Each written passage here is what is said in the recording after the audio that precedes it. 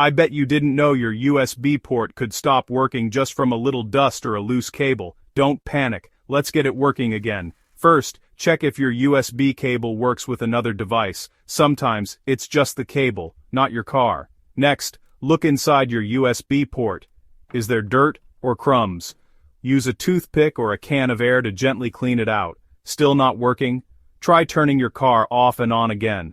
Sometimes the system just needs a simple reset. If you have more than one USB port, test each one. Maybe only one is faulty. Also, make sure your phone's software is up to date. Old software can cause connection problems. If none of these work, check your car's manual for the fuse box location. The USB port might have a blown fuse. Replace it with one of the same size if needed.